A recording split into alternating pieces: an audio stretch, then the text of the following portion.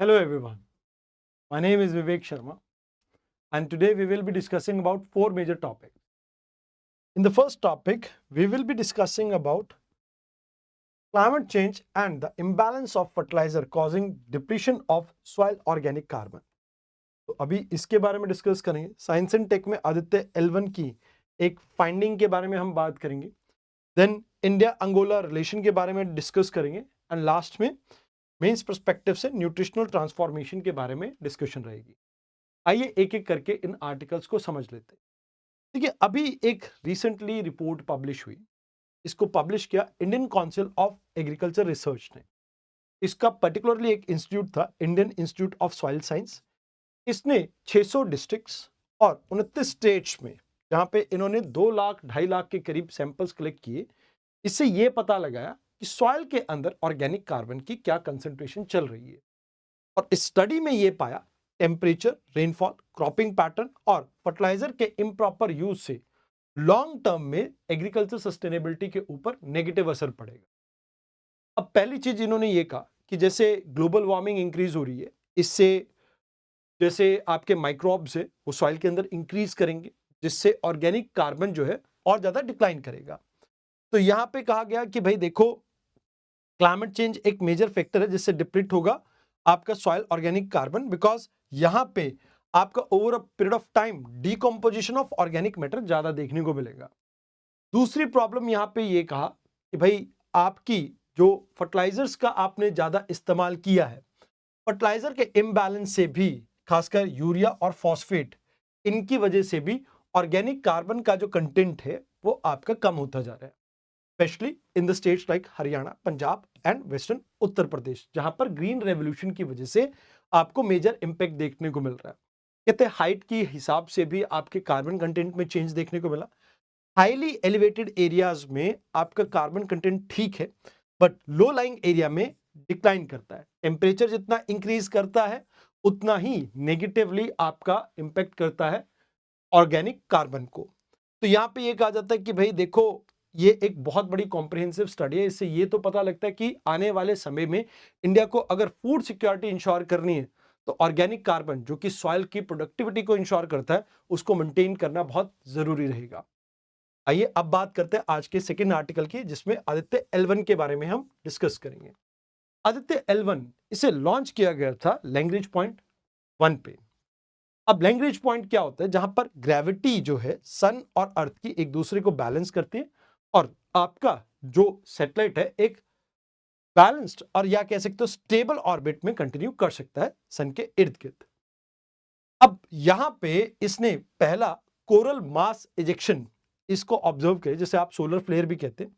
ये basically plasma और magnetic field का लार्ज एक्सपेंशन है। जैसे कई बार ऐसा होता है ना कि आप ये देखते हैं कि सन से एक बहुत बड़ी एक इरप्शन निकलती है, वो इरप्शन है ये, जो स्पेस में ट्रेवल करती है और ये नेगेटिवली इंपैक्ट करती है, जिससे जियो मैग्नेटिक स्टॉर्म प्रोड्यूस होती है, सैटेलाइट डिस्टर्ब होती है, आपकी radio communication, power grids and even Arora जैसे फिनोमेनास को ये ट्रिगर करती है। तो यहां पे इसको प्लेस किया गया था आपके लैंग्वेज पॉइंट पे PSLV C57 मिशन के अंडर। एंड इसमें solar corona, magnetic field, solar wind, space weather, इन सब के ऊपर हमारा फोकस था। अब यहां पे इसका एक पेलोड है जिसके थ्रू हमने ये ऑब्जर्वेशन किए, that is visual emission line coronagraph. ये आपका इंडियन इंस्टीट्यूट ऑफ एस्ट्रोफिजिक्स ने डेवलप किया था एंड ये टेम्परेचर डेंसिटी एंड डायनेमिक्स को अंडरस्टैंड करने में हेल्प कर रहा है सोलर कोरोना की। तो याद रखना कि आने वाले समय में इस एरप्शन को जब हम ध्यान से देख पाएंगे तो हमारे क्या लाइक सन के मास के ऊपर इसका इम्पैक्ट रहेगा, मैग्नेटिक फील्ड अर्थ की कैसे इम्पैक्ट होगी, इन सब के बारे में एक प्रॉपर हमें अंदाजा लग पाएगा। आइए अब बात करते हैं इंडिया अंगोला रिलेशन के बारे में।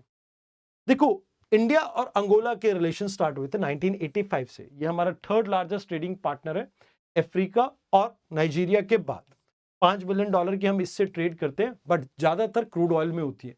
तो ऑयल डिपेंडेंट इकोनॉमी है ये, याद रखना है। ऑयल बहुत ज्यादा इंपोर्ट करते हैं हम यहाँ से, और ONGC विदेश अभी इंटरेस्टेड है इनके ऑफशोर ऑयल एक्सप्लोरेशन में। बट यहाँ पे हमें एक डीप चैलेंज देखने को मिलता है फ्रॉम चाइनीज। चाइना के साथ इनका अच्छा खासा इंगेजमेंट है। बट यस, अंगोला के पास अच्छा खासा क्रूड ऑयल, नेचुरल गैस और डायमंड्स का रिजर्व है, जो कि इंडिया के लिए काफी अच्छा हो सकता है कि अगर हम डीप कॉपरेशन एक दूसरे के साथ एस्टैब्लिश कर सके। अभी फिलहाल हमारी जो प्रेसिडेंट हैं वो विजिट पे हैं अंगोला की, एंड हमने एनर्जी कॉपरेशन के ऊपर फोकस किया। एनर्जी के अलावा हमारा डिफेंस, आयुर्वेद, फिशरीज, एक्वाकल्चर और मरीन टाइम रिसोर्सेज के ऊपर आने वाले समय में फोकस रहेगा। इसके ऊपर हमारा आने वाले समय में और ज्यादा एमओयूज आपको देखने को मिलेंगे। फिलहाल जो कॉपरेशन 2 एमओयू साइन हुए वो डिफेंस और आयुर्वेद में हुए, बाकियों के ऊपर भी फोकस रहेगा। तो कहते हैं कि एक वाइब्रेंट पार्टनरशिप को आगे हम प्रमोट करना चाहेंगे, ऑयल और गैस की एक्सप्लोरेशन को प्रमोट करना चाहेंगे, रिन्यूएबल एनर्जी के ऊपर खासकर फोकस रहेगा, और इसी वजह से इन्होंने ग्लोबल बायोफ्यूल अलायंस को ज्वाइन किया। मोर ओवर फर्टिलाइजर प्रोडक्शन, क्योंकि ऑयल से ही आपके फर्टिलाइजर की प्रोडक्शन होती है, क्रूड ऑयल से, तो उसके ऊपर भी फोकस रहेगा ताकि हमारी रशिया और बाकी कंट्रीज के ऊपर डिपेंडेंसी थोड़ी कम हो। इंफ्रास्ट्रक्चर और टेक्नोलॉजी शेयरिंग के ऊपर भी फोकस रहेगा। इसके अलावा इन्होंने इंटरनेशनल बिग कैट अलायंस, जो इंडिया का एक इनिशिएटिव है वाइल्ड लाइफ को कंजर्व करने के लिए, उसको भी ज्वाइन करेंगे। ये चीजें हैं जो आपको यहाँ पे याद रखनी है। आइए अब बात करते हैं आज के आखिरी आर्टिकल के बारे में। अच्छा हाँ, चैलेंजेस रह गए। चैलेंजेस में ऑयल के ऊपर बहुत ज्यादा डिपेंडेंट है, ऑयल के प्राइसेस फ्लक्चुएट करते रहते हैं, तो इनकी इकोनॉमी में प्रॉब्लम्स चलती रहती है। चाइना का कंपटीशन एक प्रॉब्लम है, और लॉजिस्टिक कनेक्टिविटी हमारे लिए एक बड़ा चैलेंज है अंगोला के साथ। ये चीज आपको याद रखनी है। अब बात करते हैं इंडिया की न्यूट्रिशनल वैल्यूज। देखो, एक समय था जब हम फूड सिक्योरिटी के ऊपर फोकस करते थे। अब समय वो आ गया जहां पर हमें फूड सिक्योरिटी के बियॉन्ड और चीजों के ऊपर भी फोकस करना चाहिए, जैसे PDS, integrated child development system, या मिड डे मील। अच्छा, पीडीएस का मतलब होता है पब्लिक डिस्ट्रीब्यूशन सिस्टम। तो इनके ऊपर हम फोकस किया करते थे फूड सिक्योरिटी को इंश्योर करने के लिए। बट अब हमें फोकस करना चाहिए, ये माल नरिशमेंट हो, चाहे नॉन कम्युनिकेबल डिजीज हो, या क्लाइमेट के जो थ्रेट है फूड सिस्टम के ऊपर, इनको कैसे हम एलिमिनेट करें। अब इसके लिए एक तरीका ये है, हम बायो फोर्टिफिकेशन के ऊपर फोकस करते हैं, आयोडीन युक्त नमक। तो इनरिच करना, जैसे राइस को आयरन से, जिंक व्हीट में डालना, या आप न्यूट्रीजिनोमिक्स के ऊपर फोकस करते हो कि भाई एक न्यूट्रिएंट कैसे इंटरेक्ट करता है जीन्स के साथ, उसके ऊपर फोकस करते हो। ये आने वाले समय में हमारे फूड के अंदर रेवोल्यूशन लेके आएंगे, एंड ये कहीं ना कहीं शिफ्ट करेंगे न्यूट्रिशनल सिक्योरिटी की तरफ, जहां पर आप बैलेंस्ड एंड एक क्वालिटी डाइट को इंश्योर कर पाएंगे इंडिया के अंदर।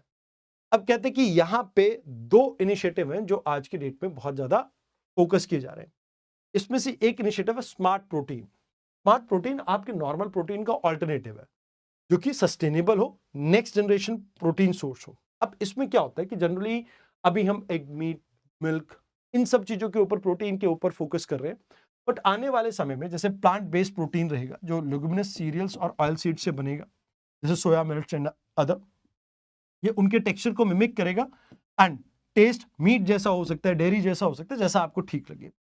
फर्मेंटेड, जो फर्मेंटेशन ड्राइव प्रोटीन होगा, जिसमें माइक्रोब से कहीं ना कहीं आप सेम प्रोटीन को ड्राइव करेंगे, या लैब में भी इसको आप क्रिएट कर सकते हैं, जहां पर टिश्यू कल्चर के थ्रू हम एनिमल सेल को लैब के अंदर क्रिएट करेंगे, और उससे कहीं ना कहीं ये फूड को बनाएंगे। तो कहते हैं कि भाई देखो, इसमें थोड़े बहुत चैलेंजेस रहेंगे, क्योंकि इंडिया के लोग बहुत ज्यादा खुश नहीं होंगे लैब मेड फूड से, क्योंकि हमें हमेशा एक केमिकल या कोई भी किसी भी तरह के साइंटिफिक वो जो तरीके से चीजें तैयार होती है, उसके ऊपर भरोसा जल्दी से नहीं होता है। इंडिया में ओरिजिनल जैसे दूध, दही, मक्खन, ऐसी चीजों के ऊपर ज्यादा फोकस होता है। फिर एक दिक्कत ये भी है, किसानों को इससे फायदा नहीं होगा, बड़े बड़े कॉर्पोरेट हाउसेस से इसको फायदा होगा, और इंडिया के पास अभी ऐसी एक्सपर्टीज नहीं है, तो वो भी एक प्रॉब्लम है।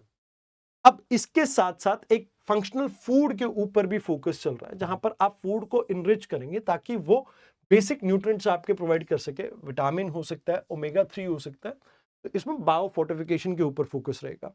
तो देखो, ये क्यों करना जरूरी है। 1/3 इंडिया की पॉपुलेशन आज भी स्टंटेड है। नेशनल फैमिली हेल्थ सर्वे के अकॉर्डिंग ये कहा जाता है, 5th के अकॉर्डिंग माइक्रोन्यूट्रिएंट की डेफिशिएंसी, हिडन हंगर आपको देखने को मिलता है। अब इसमें भी एक प्रॉब्लम है इंडिया में, जिससे फीमेल्स की बात करें तो खून की कमी है, उनमें कैल्शियम की कमी है। तो कहीं ना कहीं हमारे यहाँ पर कैलोरीज तो बहुत ज्यादा खा रहे हैं, बट न्यूट्रिशन पूरा प्रॉपर नहीं हो रहा है। तो इसके लिए गवर्नमेंट ने कई सारे इनिशिएटिव लिए हैं, जैसे डीबीटी एंड ब्राक मिलके आपका लेके आया biotechnology for economy, environment and employment. इसके ऊपर हमारा फोकस है। Then centre for cellular and micro molecular biology की अगर बात करें तो इन्होंने कल्टीवेटेड मीट के ऊपर रिसर्च अपनी स्टार्ट कर दी है। टाटा, मैरिको और कई सारे ऐसे और कंपनीज हैं जो बायो फोर्टिफिकेशन और स्मार्ट प्रोटीन के ऊपर फोकस कर रहे हैं, और कई सारे स्मार्ट प्रोटीन के ब्रांड आ भी चुके हैं मार्केट में, जैसे Good Dots, Blue Tribe Foods and Evo Foods. ये सब आपके इसी तरफ अंदाजा दे रहे हैं कि आने वाले समय में फूड और न्यूट्रिशन को मेल करवाने के लिए कहीं ना कहीं बायोटेक्नोलॉजी का एक इंपॉर्टेंट रोल रहेगा। तो आज की इस डिस्कशन में आपको इतना ही समझना था। आई होप आपको डिस्कशन अच्छी लगी हो। कल मिलते हैं एक नई डिस्कशन के साथ। धन्यवाद।